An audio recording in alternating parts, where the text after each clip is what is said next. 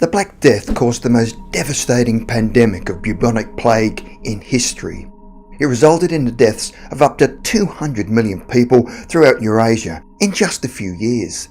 Peaking in Europe between 1347 and 1351, the highly contagious disease spurred desperate cities to employ a new kind of physician. The self-styled plague doctors were either substandard medicos or newly graduated physicians with little or no experience. Some had no authorised medical qualifications at all. The beleaguered plague doctor was characterised by the simple courage to risk entry into plague-stricken regions, assess the extent of its spread and count numbers of the deceased. After over 250 years of combating the Black Death, one invention did bring hope of surviving this work.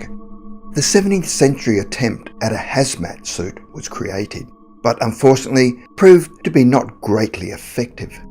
The main duties of the plague doctor, or medico della peste, were not to provide treatments or cures for the sufferers. Hired and paid by city authorities, these physicians performed a more practical role. It involved record keeping, as they kept tallies of mortality rates, helping with autopsies and at times witnessing wills for patients. Naturally, there was some corruption amongst the ranks, as some plague doctors wangled inheritances from the deceased. Sometimes they were even held for ransom. However, usually these intrepid physicians of the plague were generally esteemed, as they tended to all patients, both rich and poor.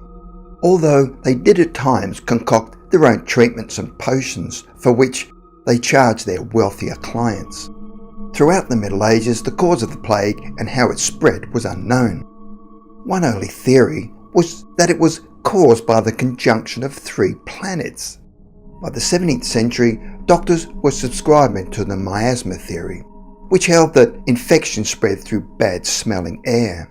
Up until then, plague doctors had worn different versions of protective outfits, but in 1619, Charles Delorme, the chief physician to Louis XIII, finally invented the first coverall uniform.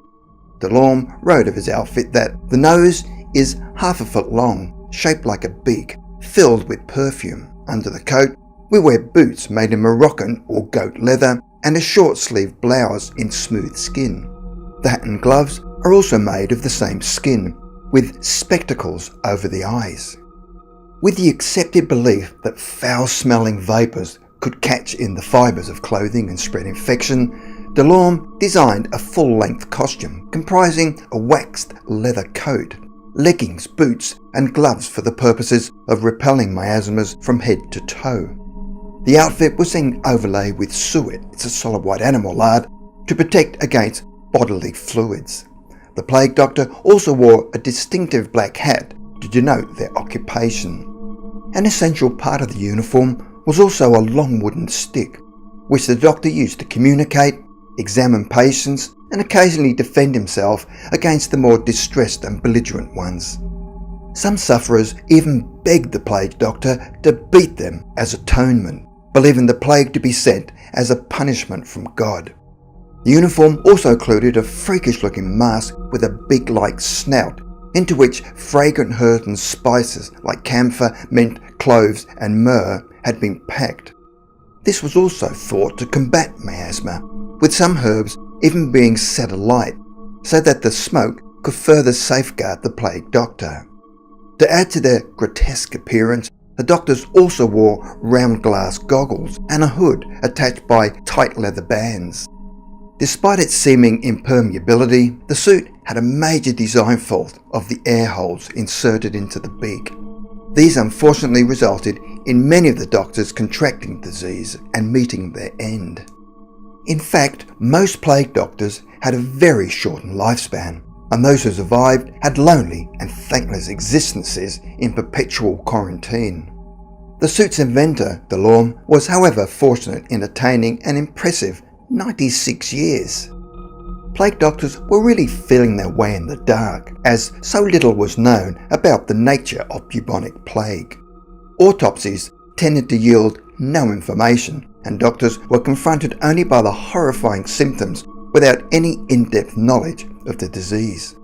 As they were mostly unqualified, they had even less medical understanding than the genuine physicians who themselves followed incorrect scientific theories. In desperation, the plague doctors resorted to some ill-advised, painful and even harmful therapies, ranging from the bizarre to the truly horrifying.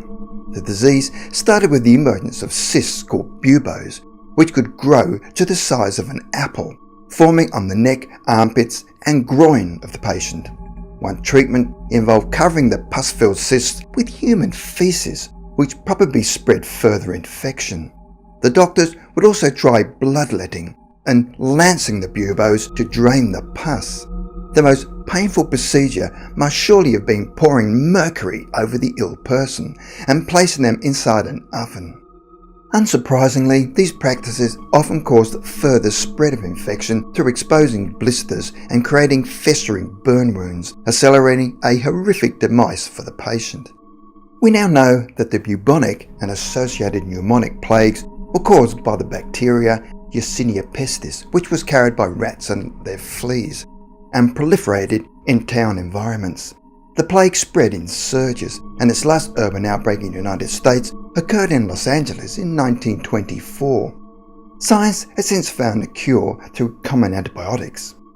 The early hazmat garb and those appalling treatments remain mercifully in the past, but the medical BEAK mask is still with us as a small reminder of those courageous plague doctors who risked all to separate the sick from the healthy, dispose of disease remains and seek treatments and hopeful cures.